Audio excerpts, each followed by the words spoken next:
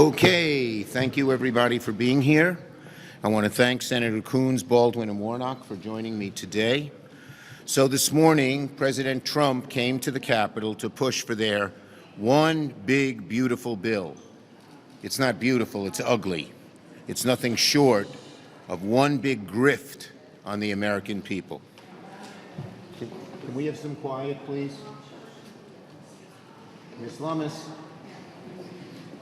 Met her? Yeah. Okay. She's very nice. I like her. Trump can meet with House Republicans as many times as he likes, but it doesn't change the facts. This bill kills jobs, explodes the deficit, and overwhelmingly helps the rich. Their plan is simple. Billionaires win, American families lose. On jobs, Trump and the Republicans want to pay for billionaire tax cuts, but killing critical clean energy projects throughout the country. Under Trump, the Chinese government, Chinese industry is far outpacing the United States on clean energy. He's literally ceding our leadership to Chinese companies in 10 years from now, because clean energy is the future. It's cheaper and better. It's going to hurt our country, our families, our children in so many ways. This ideological obsession that the hard right, led by the oil, gas, and coal industry, have against clean energy is going to be very harmful. It's going to be one of the worst, there are many, but one of the worst things that this administration is doing, and history will show it. And then, of course, the tax giveaways to the budget proposal that would add $52 trillion to the national debt over the next 30 years. Despite claiming to be the party of fiscal responsibility, this administration, Trump and the Republicans, would add $50 trillion to the debt. This plan isn't for all Americans. It's not even for most Americans. According to a study by Wharton, under the Republicans' plan, the top 10% of Americans get 65% of the benefit of the tax breaks, and many Americans making less than $51,000 a year would actually see their incomes go down. And despite campaigning on it, Trump just this morning completely backed down from his promises on state and local tax deduction. He came to Long Island, he campaigned, he said he wants to help the policemen and the firemen and the teachers, the small business folks, by making sure that that cap is raised, and he just did a 180-degree reversal, pulling the rug out from under the New York and New Jersey and California Congress members who said, Republican Congress members said they needed this. Let's see if they stand strong. They said they're going to do everything they can to get that SALT cap up. Let's see where they are. It was incredible. I don't believe, okay, we'll leave it at that. It was Donald Trump who created the disaster when he put the SALT caps in during his first term. It's like the arsonist promising to put out the fire when he says now he wants to change it. So, Senate Democrats will fight all of these cuts and their utter cruelty of this legislation. Senator Coons. Thank you, Senator Schumer. Donald Trump promised in his campaign he would reduce costs facing working families on day one. Instead, he's pushing House Republicans to pour more gasoline on our national debt and deficit and inevitably raise costs for borrowing and for all the American people. Moody's has already sounded the alarm on the utter lack of fiscal responsibility in the House reconciliation bill by downgrading our national debt for the first time in over 100 years, because the Republican proposal would add so much to our national debt. It increases the debt by over 7% over the next decade. Jobs will fall by more than 800,000. And recent polls show that 90% of Americans are worried about a recession because of this most expensive bill in American history. What are its priorities? Well, it throws something like 13 million Americans off of health care, whether because it gets rid of tax cuts that make the Affordable Care Act affordable, or because it changes the way Medicaid works for our country. That'll impact every single American. Wait times in emergency rooms will go up. The costs will be spread out, and all of us will bear higher health care costs.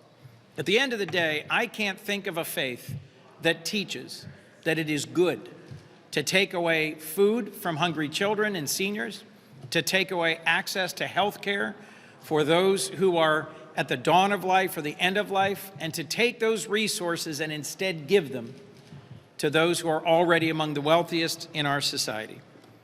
Penn Wharton, which has a detailed model of how budget proposals will impact our economy and our country, says the poorest fifth of Americans will lose $1,000 next year if this bill passes, while the top 1% will each get at least $400,000. At the end of the day, all these numbers amount to one thing. The reconciliation bill that the Republicans are trying to send over from the House is a bad deal for America. It's a bad deal for working families. It's not righteous, it's not just, and it's not sustainable. Thank you. Thank you. So good afternoon. I am here to speak on behalf of the nearly 14 million Americans whose health care is on the chopping block right now in this bill. Republicans are advancing a plan to take away care from millions of working families so that the super wealthy can get richer. So big corporations, many of which we know jack up the costs of health care and drugs in the first place, don't have to pay their fair share. These are giveaways for their wealthy friends at the cost of Americans' health and their lives. That's the deal.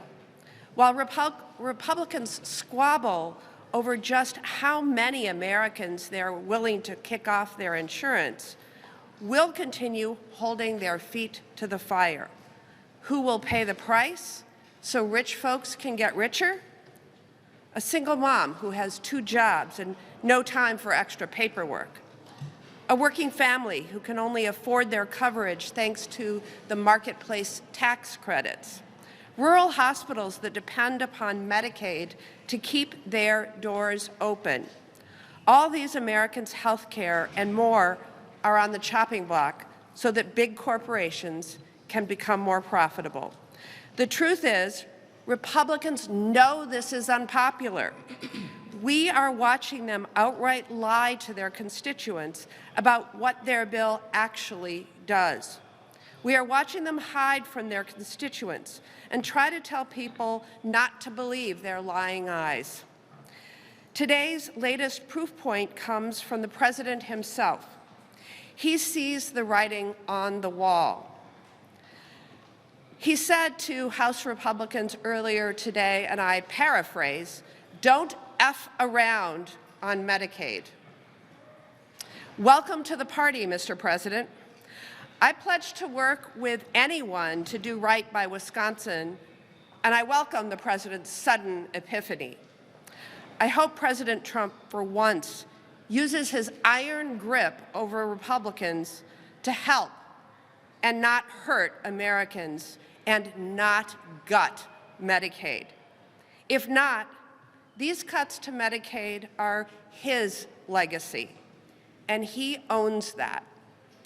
The issue is not going away quietly into the night. We'll continue raising the alarms, telling the stories of the real people who are getting the rug pulled out from under them, and fighting back.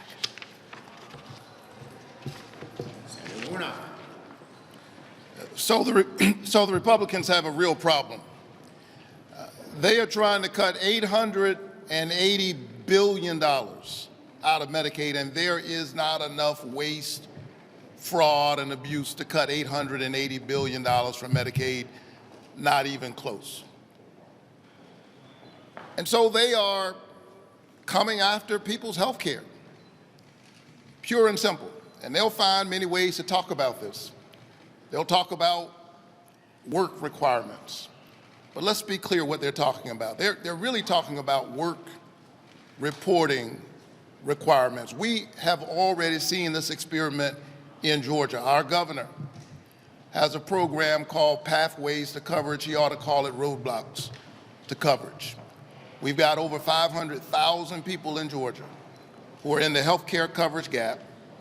A lot of those folks could be covered right now if Georgia would just accept the Medicaid expansion. Instead, we've seen this program, and 20 months later, they've covered a whopping 7,000 people. That's it. 7,000 people. And so all of these are just tricks. These efforts of putting red tape up, asking people to certify their hours month after month after month, does not incentivize work, but it does a very good job of keeping working people off of their health care. And as a result of that, our workforce grows sicker and poorer, and it's a drag on our economy. Every time I hear this, I think about Heather Payne, who is a traveling nurse in Georgia. And ironically, she spent her whole career working in healthcare. And one day she got sick. And to make a long story short, she discovered she had had a series of mini strokes. And she needed to see a neurologist, but she didn't have health care. And so all of this time later, she's struggling, trying to get her life back together. Heather Payne, traveling nurse from Georgia, doesn't need work requirements. She needs health care so that she can get back to work. The data is very clear on this. I released a report on this last week. I want to see people work. My daddy drilled that into me. And so we're not going to let people moralize and preach to us about work requirements while they're giving billionaires a tax cut. The way to get people back to work is to have a healthy workforce. And so we all must raise our voices on this budget. A budget is not just a fiscal document, it's a moral document. Show me your budget and I'll show you who you think matters and who does not. And if this budget that they're trying to push through using reconciliation were an EKG, it would suggest that the Republican Party has a heart problem and that they are in need of moral repair. And so we will continue to raise the voices of ordinary people and stand on the side of the people who sent us here so that they can get back to work and do the best by their families. Thank you, Senator Warnock. Yes, Sahil. If Senate Republicans move forward this week in defiance of the parliamentarian and pass the California EDCRA, do you see that as unraveling the filibuster, and what will the consequences be when Democrats are in charge? Number one, in answer to your first question, it's going nuclear, plain and simple. It's overruling the parliamentarian. And second, what goes around comes around. Yes. What is your response to the arrest and, well, to the charges filed against Congresswoman McIver? Do you think Democrats can do anything?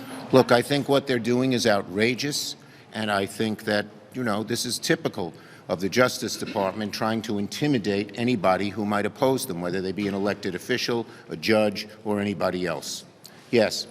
Why were you a no on the Genius Act yesterday? The bottom line is that Donald Trump is engaged in such graft, corruption with so many of these items that I wanted the bill to be a lot stronger. Now, it was improved. When we voted no the first time, many of my colleagues made improvements, but it was not at all tough enough on Donald Trump and his family. Thank you, everybody.